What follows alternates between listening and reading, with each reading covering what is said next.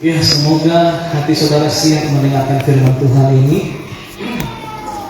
Biarlah firman Tuhan ini mendarat dengan mulus di hatimu. Ya, semoga cuaca sedang tidak mendung. Semoga kabut tidak meliputi hatimu.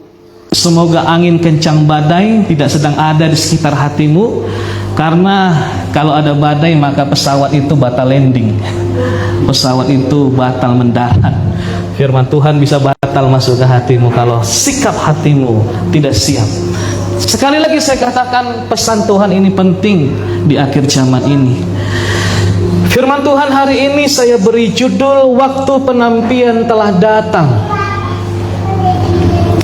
Waktu penampian telah datang. Apa itu penampian? Kenapa harus ada penampian? Apa tujuan penampian sebelum Yesus datang? Mengapa perlu ada penampian? Kedatangan Kristus kali kedua bukan hanya didahului oleh kebangunan rohani atau revival. Banyak nubuatan yang berkata sebelum Yesus datang kali kedua, maka akan terjadi kebangunan rohani di banyak bangsa.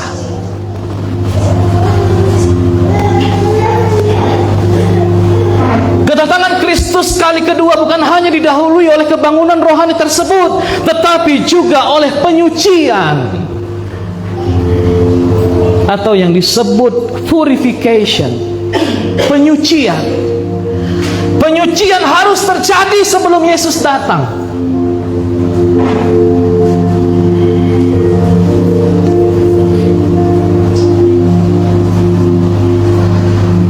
Kenapa penyucian harus dilakukan oleh Yesus Kristus sebelum Dia datang? Karena Tuhan sedang mempersiapkan mempelainya. Mempelainya harus dewasa.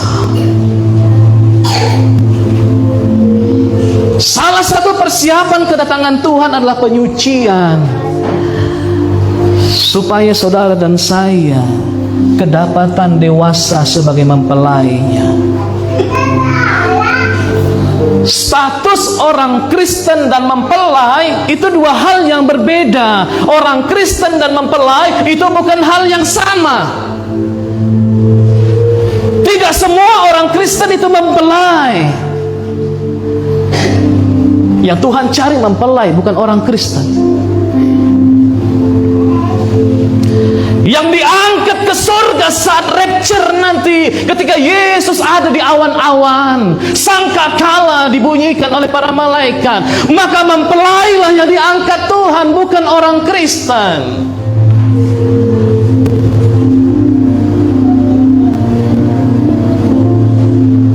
Jangan cukup puas hanya menjadi orang Kristen.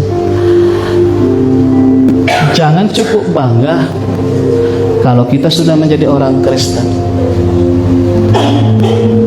Apa bedanya Pak orang Kristen dengan mempelai?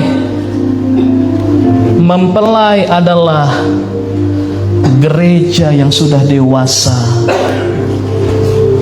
Sedangkan orang Kristen tidak semuanya dewasa. Bahkan maaf, masih banyak yang kanak-kanak. Masih banyak yang bayi rohani. Anak-anak secara rohani tidak akan diangkat, akan ditinggal. Untuk apa anak-anak rohani yang masih bayi rohani itu ditinggal? Agar mereka kembali mengalami proses pendewasaan yang terakhir di masa antikristus. Itulah proses pendewasaan yang terakhir, dan itu sangat berat.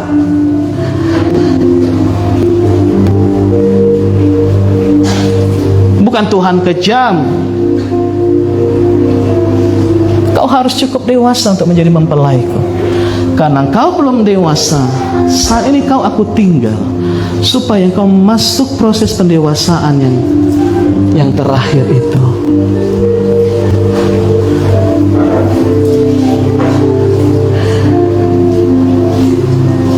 Kenapa semua harus didewasakan? Karena adalah sebuah keadaan ilegal Apabila Yesus menikahi seorang anak kecil, secara hukum dunia saja itu dilarang, apalagi dalam hukum sorga. Tidak mungkin Yesus menikahi mempelai yang masih anak-anak. Makanya kita harus didewasakan dulu. Anak kecil itu diibaratkan buah yang belum matang. Buah yang belum matang jangan dipetik. Dia masih asam. Biarkan dia di situ sampai dia dewasa, sampai dia mature, sampai dia matang.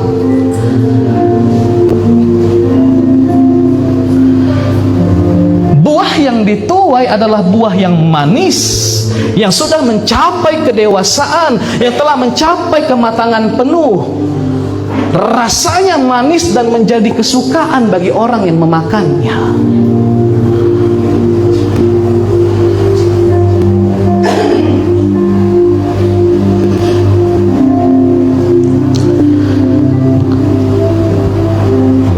Sampai pada tahap mana kita akan didewasakan di dalam proses pendewasaan yang terakhir dalam masa antikristus, sampai engkau dan saya berani berkata kepada antikristus, daripada aku menyangkal Kristus Allahku, lebih baik kau bunuh aku hari ini.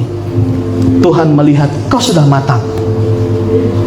Sampai pada tahap mana kita sudah matang di dalam proses pematangan terakhir di masa antikristus, di saat kau berani menolak, di saat antikristus menawarkan tanda binatang 666 itu yang akan dipakai di dahi ke lenganmu, kau berkata tidak, lebih baik aku mati kelaparan, tidak bisa berjual beli, daripada aku menyangkal Tuhanku. Itulah saat dimana kau sudah matang.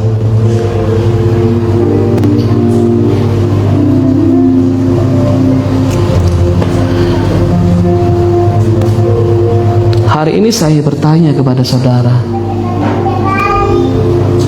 mungkin kau punya iman sebagai orang Kristen, aku pasti selamat. Oke, 1000% itu benar, tidak bisa saya sangkal. Kalau kau beriman kepada Yesus, engkau pasti selamat. Tetapi pertanyaannya hari ini adalah, pada saat kapan kau diselamatkan?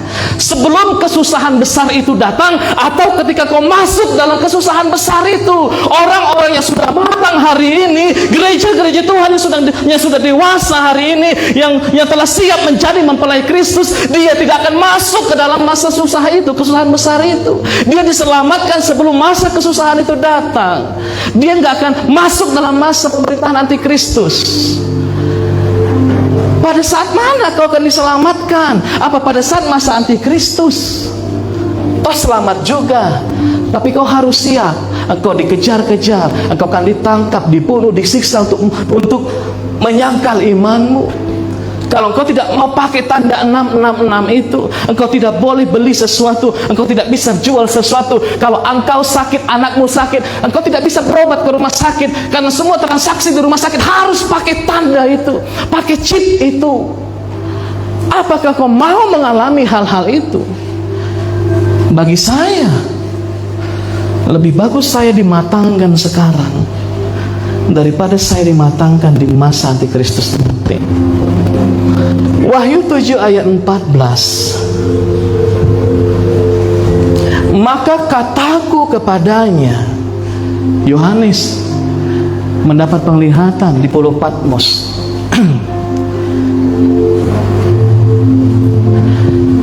Tuanku, Tuhan mengetahuinya. Lalu ia berkata kepadaku, mereka inilah orang-orang yang keluar dari kesusahan besar. Di ayat di atasnya, siapa mereka orang banyak ini? Maka diberitahukan, mereka ini adalah orang-orang yang telah keluar dari kesusahan besar. Apa itu kesusahan besar? Masa-masa pemerintahan antikristus. Semua orang Kristen harus dibunuh. Kalau saudara bisa melarikan diri ke goa-goa di atas gunung, puji Tuhan, kau selamat. Tapi dengan cara apa kau bertahan hidup di sana? 7,5 tahun. 3,5 tahun. 3,5 tahun itu damai. 3,5 tahun berikutnya itu masa aniaya besar. Kalau sehari 2 hari mungkin kau bisa bertahan di goa-goa tanpa kompor, tanpa alat masak, tanpa listrik, tanpa jual beli, mungkin kau bisa bertahan di sana.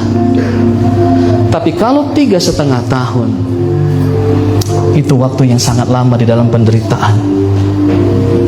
Dan mereka telah mencuci, saya sebut tadi purification, penyucian. Mereka telah mencuci jubah mereka dan membuatnya putih di dalam darah anak domba. Iya, memang selamat, tapi selamat setelah dia masuk dalam kesusahan besar. Berbahagialah mereka yang diselamatkan sebelum kesusahan besar tersebut. Berbahagialah setiap orang yang diangkat Tuhan ketika Yesus datang. Dia tidak mengalami kesusahan besar itu.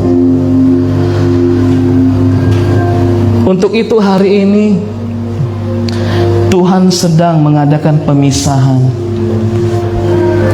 untuk melihat siapa-siapa saja yang akan diangkatnya ketika dia datang. Bagaimana caranya Tuhan melakukan pemisahan ini? Mana yang sudah dewasa, mana yang belum dewasa, Tuhan akan lakukan penampian. Agar gandum dan ilalang itu terpisah, agar gandum dan sekam itu terpisah.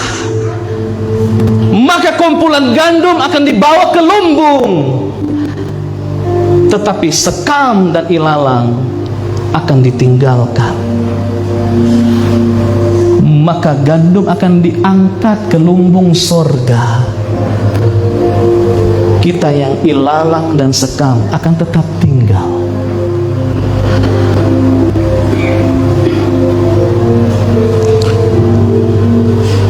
Maka prinsipnya adalah penampian selalu mendahului penuaian. Sekali lagi, prinsipnya adalah penampian, pemisahan, penyucian selalu mendahului penuaian. Tidak ada penuaian tanpa penampian. Itulah yang Yohanes Pembaptis katakan di dalam Matius 3 ayat 12. Ini firman sangat serius. Saya minta saudara mendengarkannya dengan baik. Alat penampi sudah di tangannya. Ia akan membersihkan tempat pengirikannya dan mengumpulkan gandumnya ke dalam lumbung. Tetapi debu, jerami, sekam itu akan dibakarnya. Dan masalahnya, dibakar di dalam api yang tidak terpadamkan. Nah, saya mulai melihat apa sih maksudnya alat penampi. Orang Indonesia mengenal penampi itu seperti itu ya. Ayah, alat tampi ada yang petak, ada yang bulat. Menampi beras. Tapi beda. Alat penampi orang Israel berbeda, bukan seperti yang kita pakai.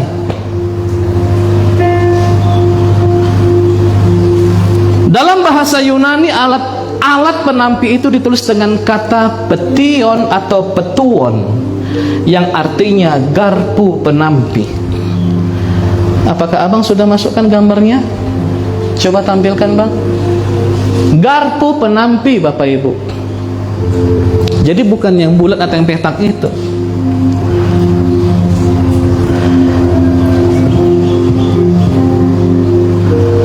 Alat ini menyerupai garpu kayu panjang yang bercabang 3 hingga bercabang 5. Kalau tidak punya garpu ini atau alat penampi ini, maka orang pakai sekop yang tipis. Untuk apa itu? Untuk melemparkan campuran gandum dan jerami ke udara agar dihembus angin. Dilempar, dilempar, dilempar supaya ditiup angin.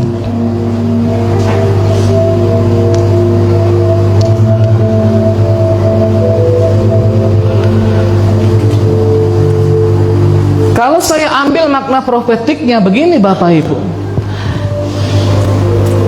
Di bawah ini ada gandum, ada sekam, ada jerami. Dan semuanya dilemparkan ke atas.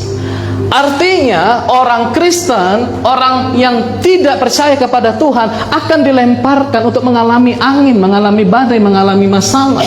Semua akan disucikan, semua akan mengalami masalah untuk pemurnian.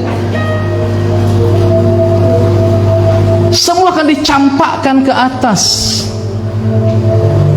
Makanya Tuhan mengizinkan masalah. Tuhan sedang menampi kita supaya terhembus oleh angin masalah. Dan apa yang terjadi? Maka gandum akan kembali kepada tempatnya, tetapi jerami dan sekam akan terbang terbawa angin.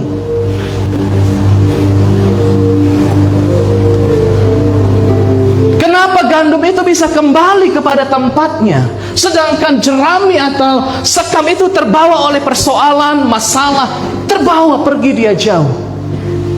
Karena gandum itu berbobot. Gandum itu memiliki bobot, sehingga ketika angin bertiup dia tetap kokoh, dia tidak kemana-mana, dia tetap pada tempatnya. Itulah gambaran gereja, itulah gambaran mempelai, itulah gambaran orang yang sudah dewasa. Ketika diterpa masalah, dia tidak kemana-mana. Kalau engkau sudah dewasa Bapak Ibu di akhir zaman ini, engkau tidak akan kandas karena dikecewakan. Engkau tidak akan kandas oleh permasalahan. Imanmu tidak kandas karena doamu tidak dijawab. Itulah gandum, berbobot dia.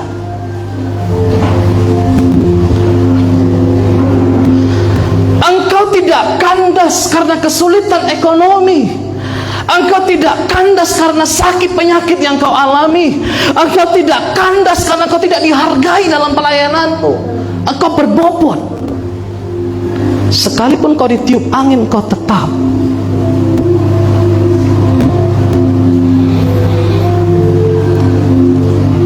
Hamba-hamba Tuhan di dalam Alkitab, mereka gandum yang berbobot. Sadrak, Mesak, dan Abednego ketika ingin dicampakkan ke dalam perapian, mereka berkata begini, hendaklah Tuanku Raja, kalau Allah yang kami sembah tidak menolong kami dari perapian ini, kami tidak akan menyembah patung itu. Berbobot, saudara. Gak kemana-mana dia, tetap dekat dengan Tuhan.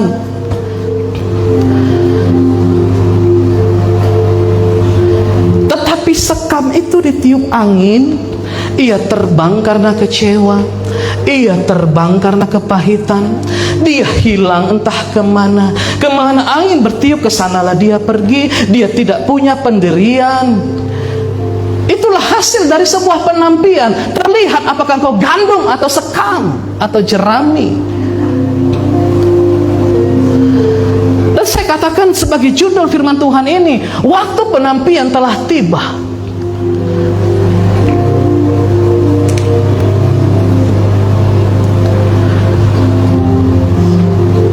Coba kembali ke Matius 3 ayat 12 tadi.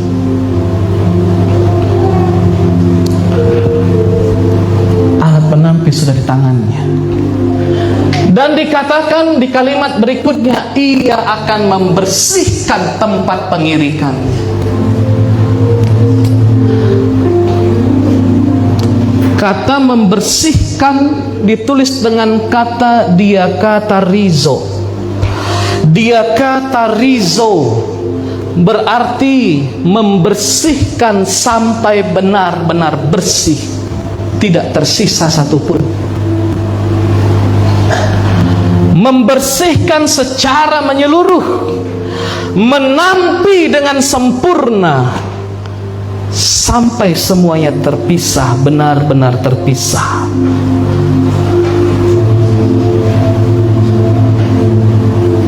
Dan dimulai di tempat pengirikannya.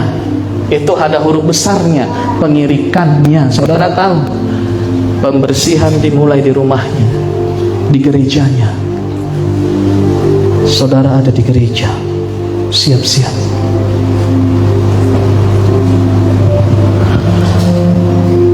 Dengan cara apa Tuhan menampi jemaat? Dengan menggoncang gereja itu. Digoncang.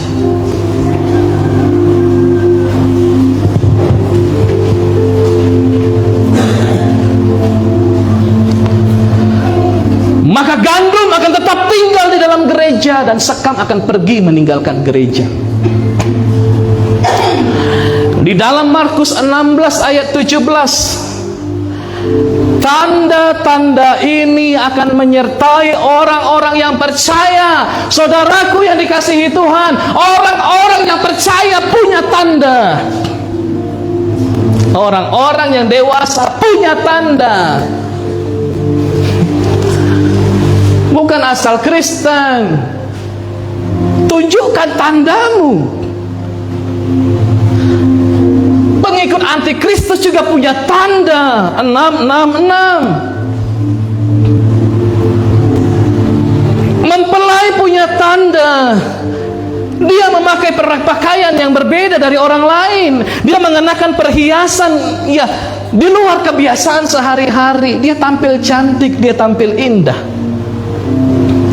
Mereka akan mengusir setan-setan demi namaku. Mereka akan berbicara dalam bahasa-bahasa yang baru bagi mereka. Bahasamu baru enggak?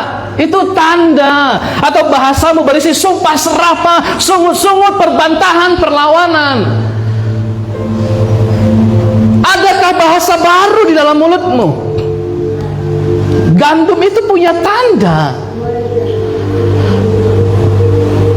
Kalau orang melihat tanda pada dirimu, tanda apa yang kau tunjukkan hari ini? Ayat 18, ini tanda berikutnya. Mereka akan memegang ular. Dan sekalipun mereka minum racun maut, mereka tidak akan mendapat celaka. Mereka akan meletakkan tangannya atas orang sakit dan orang itu akan sembuh. Dan saya melihat, luar biasa makna profetiknya. Mereka akan memegang ular. Mereka tidak takut dengan ular. Bahkan mereka menginjak-injak ular itu. Siapa ular itu? Si pencoba. Kita nggak takut dengan bisanya. Anak-anak Tuhan kalau lihat ular lari, lihat masalah lari, lihat si pencoba datang lari, melihat ada masalah lari. Tanda apa itu? Tolong jelaskan saya hari ini.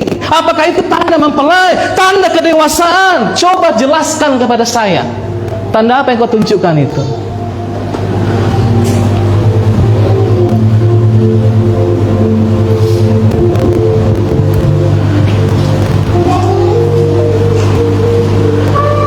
Anak-anak kerajaan tidak takut dengan yang namanya masalah. Seperti mereka pegang ular, mereka akan genggam masalah itu. Seperti mereka menggenggam bara api. Sekalipun panas, mereka berani menghadapinya. Sekalipun ular itu mematokmu, si pencoba itu mematokmu, dia mengeluarkan bisanya, racunnya, dia menularkan masalahnya kepadamu.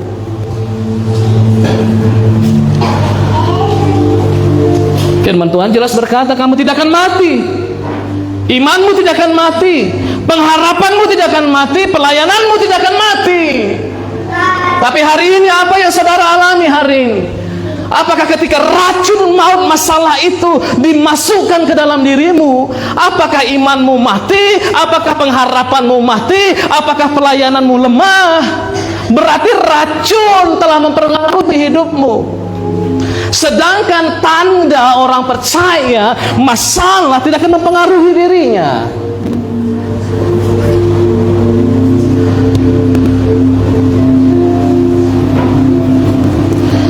Sekalipun racun itu kita minum, sekalipun masalah itu kita minum, maka tanda orang percaya, dia tidak akan kenapa-kenapa di dalam masalah itu. Dia tidak akan mendapat celaka karena kesulitan ekonomi itu. Yang mengerti katakan amin. Itu tanda, Bapak Ibu. Banyak orang hari ini malas laku gereja, lagi banyak masalah. Itu tanda apa itu? Orang Kristen yang layak diselamatkankah itu? Aku malas doa, banyak kali pergumulanku. Tanda apa itu? Coba jelaskan sama saya. Lari dari masalah.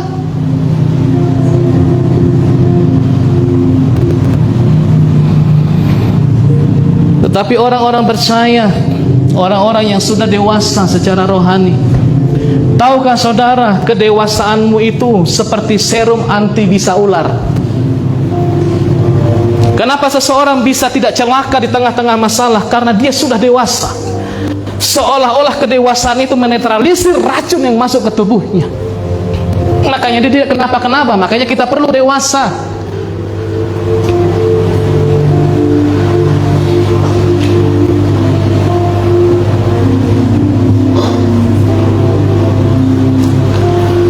Meletakkan tangan atas orang sakit sembuh.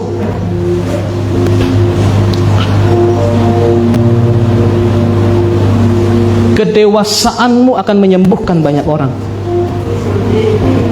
Orang melihat, kok bisa dia seperti itu ya? Kok bisa dia kuat tangguh seperti itu? Ajari aku bagaimana cara. Aku mau kuat sepertimu, Eda. Kau menyelamatkan banyak orang, kau menyembuhkan banyak orang. Yang mengerti katakan amin. Perlu berbobot. Gandum itu berbobot. Udah, hari ini sudah penampian sedang berlangsung. Nikmatilah siapa diri kita hari ini. Dan semoga saudara matang nanti di Antikristus.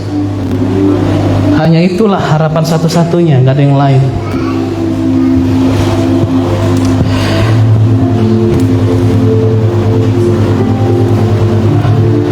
Kedewasaan kita akan menyembuhkan banyak orang. Kerendahan hati kita akan menyembuhkan banyak orang. Urapan yang kita terima dari Tuhan akan menyelamatkan banyak orang.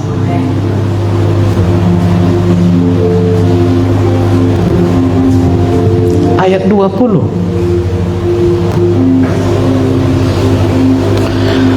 Mereka pun pergilah memberitakan Injil ke segala penjuru, dan Tuhan turut bekerja dan meneguhkan firman itu dengan tanda-tanda yang menyertainya. Mereka pun pergilah memberitakan Injil. Orang yang sudah dewasa, yang berbobot itu siap diutus oleh Tuhan untuk pergi. Siap bertarung untuk Tuhan. Siap dikecewakan untuk Tuhan. Siap direndahkan untuk Tuhan. Itu bobot. Siap kerja keras bagi kepentingan kerajaan sorga. Mereka pun pergilah. Bukan pergi menjauh. Orang dewasa hidupnya efektif. Orang dewasa hidupnya tidak dipengaruhi keadaan, melainkan dirinya lah yang mempengaruhi keadaan. Bukan sebaliknya. Makanya harus ada pemisahan agar Tuhan tahu siapa yang mau kuutus, siapa yang siap pergi untukku. Dipisahkan. Yang cengeng-cengeng pesan.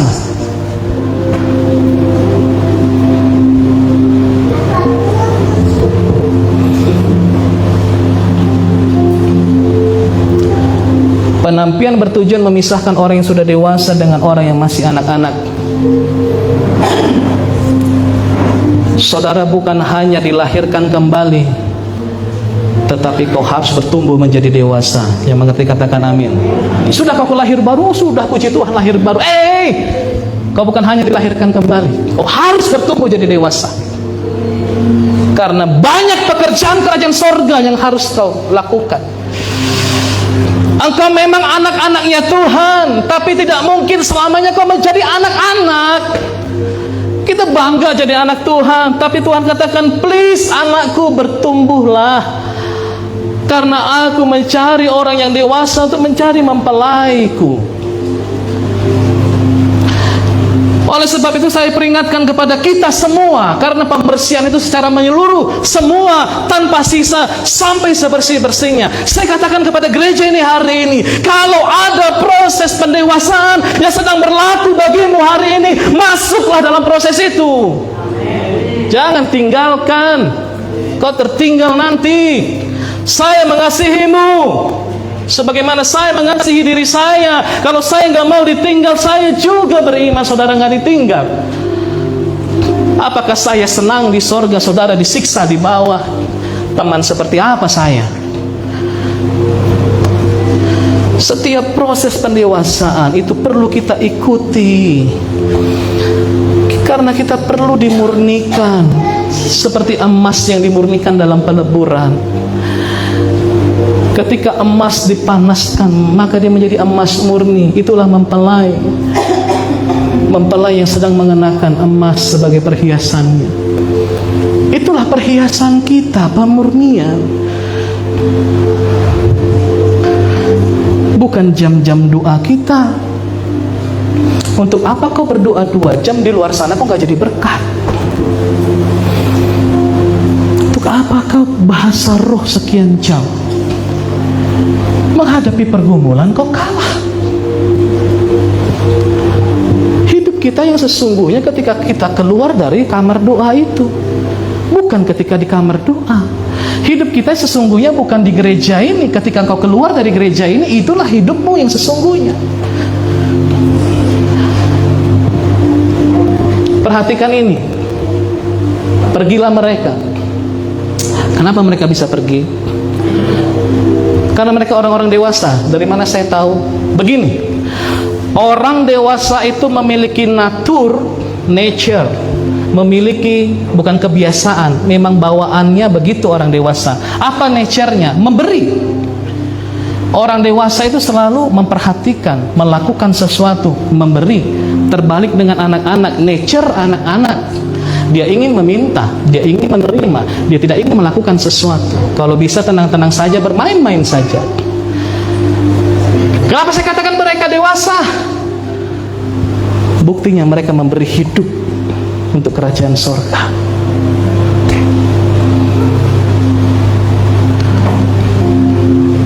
Orang dewasa selalu hidup memberi pengampunan. Itu tanda kedewasaan. Tetapi anak-anak kecil selalu menerima. Apa yang diterimanya? Kekecewaan, sakit hati, kepahitan. Diterimanya semua tanpa mau memberi. Itu tanda. Apakah engkau dewasa atau tidak? Itu tanda. Dengar firman Tuhan ini. Bukan karena kau bahasa roh kau dewasa, bukan karena kau mengusir setan kau dewasa. Memberi enggak? Itu nature alami.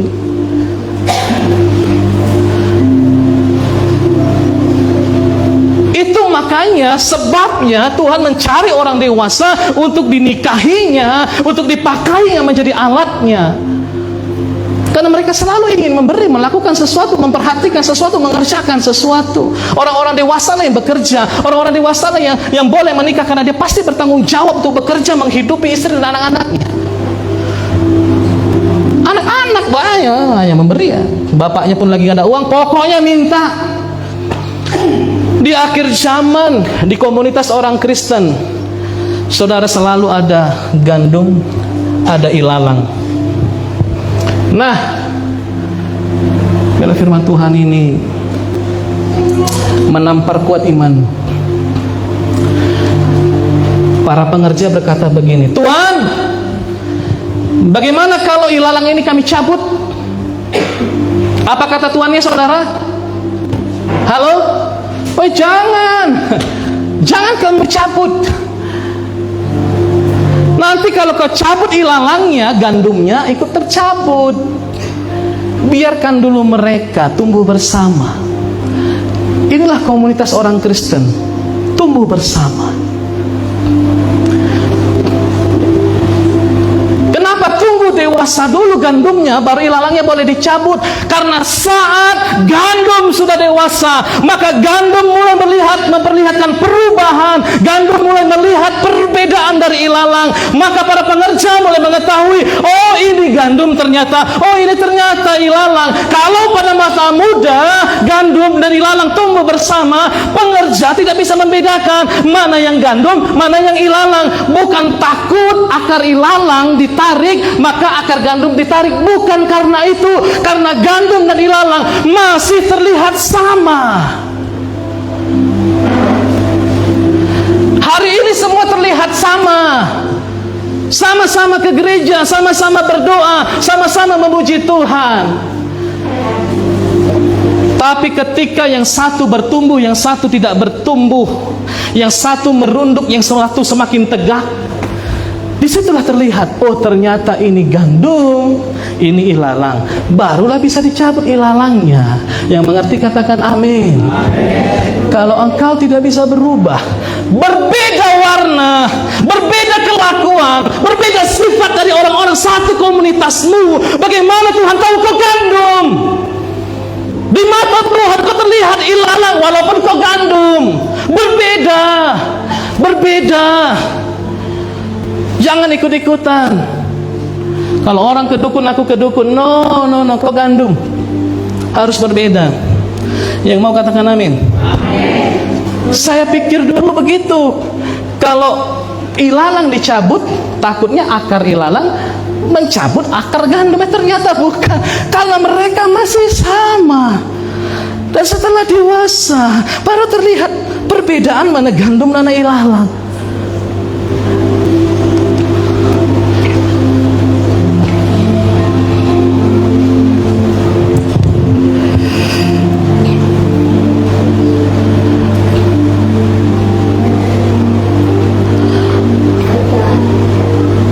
Ibrani 12 ayat 8. Ya.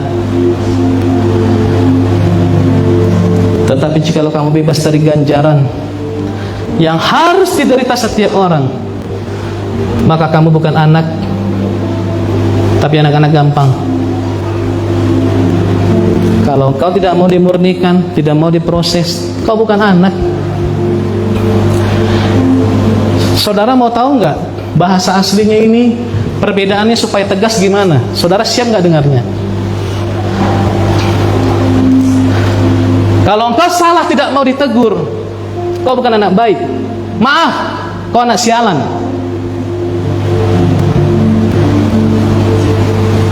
Yang nyusahin orang tua, yang tidak mau bantu orang tua, selalu bikin keributan, kau anak sialan. Anak-anak gampang itu anak-anak sialan. Anak-anak gak mau diajar, gak mau dibentuk. Itu maksudnya, supaya lebih jelas, lebih clear bedanya. Maka saya katakan, kalau kau masuk proses pemurnian, jalani, lewati. Karena kau bukan anak-anak gampangan yang selalu mengeluh kepada Tuhan. Amin.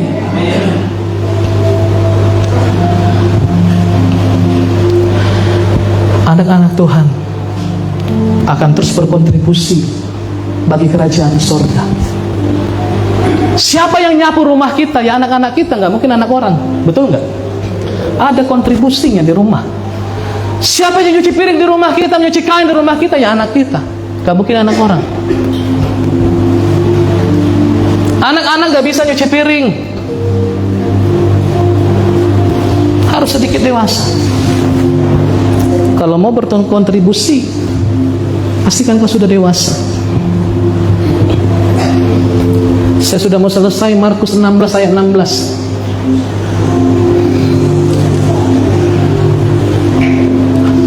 Siapa yang percaya dan dibaptis akan diselamatkan, tetapi siapa yang tidak percaya akan dihukum.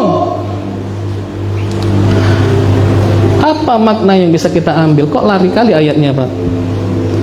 Perhatikan ya, saya hanya ambil arti makna profetiknya.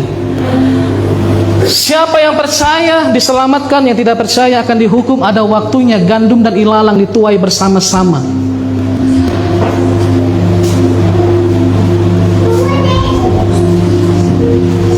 Ada waktunya orang percaya dan orang tidak percaya akan dituai bersama-sama, akan ditampi bersama-sama. Maka gandum akan dibawa ke lumbung, maka sekam, jerami, ilalang akan dibakar.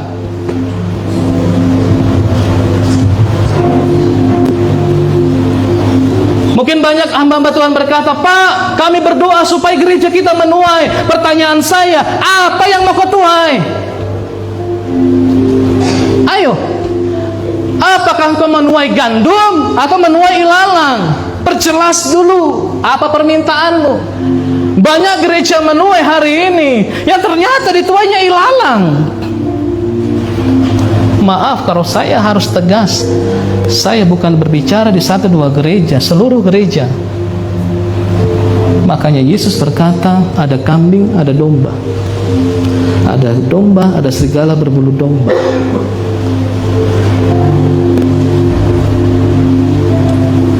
Dan hamba-hamba Tuhan yang dikasihi Tuhan,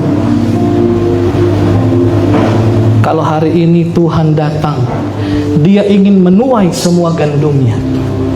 Saya mau bertanya, ketika malaikat memegang sabit, apa yang dilihat malaikat di dalam dirimu? Apakah gandum atau ilalang? Saudara jawab hari ini.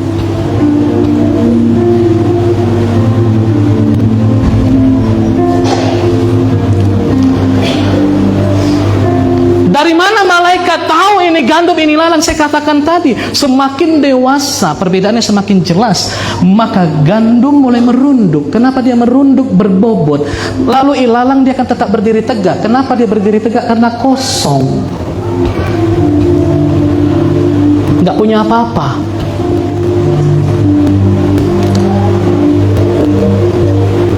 No power, no integrity, no authority, gak punya karakter Kristus, gak punya kuasa, ngomongnya hambar,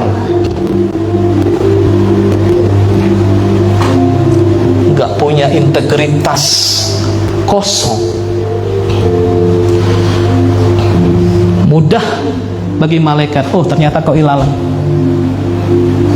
Selalu saya katakan, masih ada waktu, please, masih ada waktu Bapak Ibu.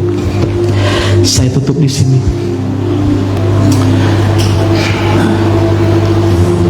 Wahyu 3 ayat 15. Semoga saudara mendapatkan pengertian yang baru hari ini. Saya sudah katakan minggu-minggu kemarin, saya nggak tahu kenapa Tuhan arahkan firman Tuhan minggu demi minggu, atau 2 kali seminggu, 3 kali seminggu firman ada di tempat ini. Itu kok selalu mengarah ke akhir zaman ya. Yesus datang. Saya melihat hari ini makin di puncak dia firmannya. Aku tahu segala pekerjaanmu. Ini Yesus yang ngomong. Engkau tidak dingin dan tidak panas. Alangkah baiknya jika engkau dingin atau panas. Ayat 16. Jadi karena engkau suam-suam kuku. Tahu ya Bapak Ibu suam-suam kuku ya? Hangat-hangat tak jelas. Itu suam-suam kuku itu. Dibilang hangat enggak, dibilang dingin enggak juga. Jika karena engkau suam-suam kuku, engkau tidak dingin atau panas, aku akan memuntahkan engkau dari mulutku. And the question is, dan pertanyaannya adalah begini, menurut apa yang dikatakan Yesus dalam 2 ayat ini, mana yang lebih baik, panas atau dingin?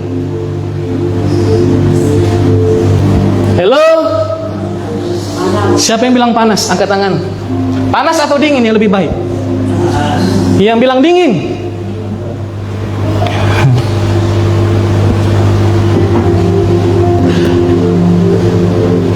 Tahukah saudara, yang ditolak Tuhan itu yang suam, bukan yang dingin. Mana ayatnya? Tuhan gak suka dengan yang dingin.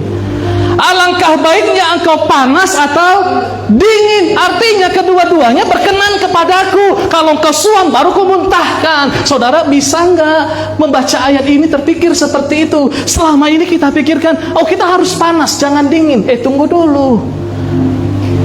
Tuhan memuntahkan yang suam, bukan yang dingin. Bahkan Tuhan katakan alangkah baiknya kalau engkau panas atau dingin. Nah ini kan,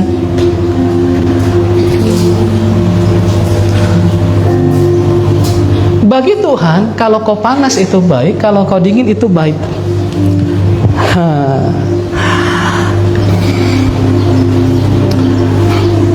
Dan saya baru belajar ya saudara, saya juga seperti kita dulu. Kata dingin ternyata bukan konotasi yang buruk. Di dalam bahasa Inggris kata dingin ditulis dengan kata fresh. Apa arti fresh? Segar. Haleluya. Kenapa Tuhan gak tolak yang dingin? Ternyata bahasa Indonesianya harusnya jangan dingin dong, segar. Seperti fresh from the oven. Segar.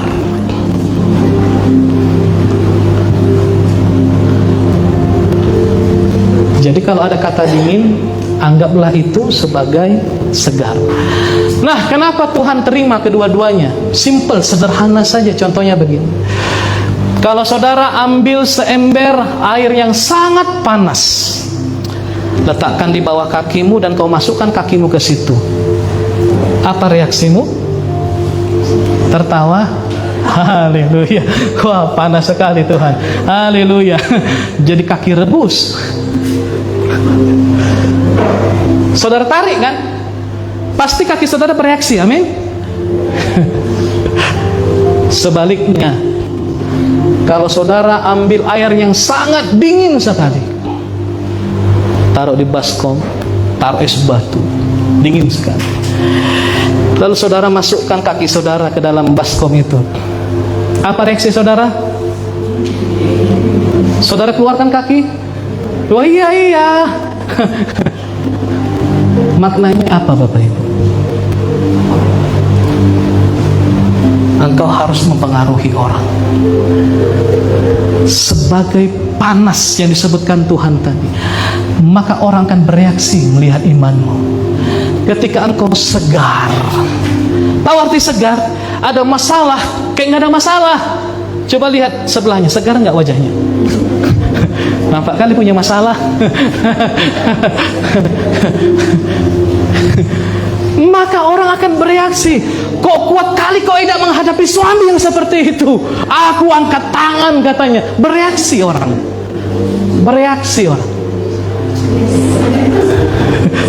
Tapi kalau kau ambil air yang suam-suam kuku, masukkan ke baskom, lalu kau masukkan kakimu di situ, apa yang terjadi? Enak tenang. Enak, nggak ada reaksi, betul?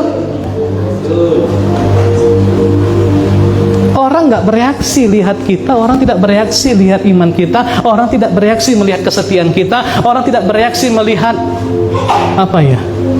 keharmonisan rumah tangga kita. Podo ae, sama aja sama yang lain. Percuma mau Kristen. Lebih bagus kami nggak pernah ke gereja daripada kau. Itu suam-suam. Makanya dibilang Tuhan muntahkan karena engkau tidak memberi dampak kepada orang lain. Yang mengerti katakan amin. Hidup harus berdampak, itulah kedewasaan. Itulah mempelai. Orang dewasa tidak dipengaruhi keadaan, dia akan mempengaruhi keadaan. Jangan mau menjadi Kristen biasa, tidak berbobot. Tantang diri, tantang. Hari ini aku mau Tuhan, aku pilih, aku mau didewasakan. Karena kalau engkau datang, aku akan kau angkat menjadi mempelai. Amin. Ada lumbung di sorga. Lumbung itu berisi gandum. Bila lewat kebenaran firman Tuhan ini, kita menjadi gandum-gandum rohani di hadapan Tuhan. Amin. Sehingga ketika Yesus datang, kita dibawa ke tempat kudusnya, tinggal bersama Dia dengan selamanya di sorga. Tuhan Yesus memberkati kita, saudara. Ayo kita bangkit berdiri. Terima kasih Tuhan. Terima kasih Bapak. Persiapkan dirimu Bapak Ibu. Kita masuk dalam ibadah perjamuan kudus.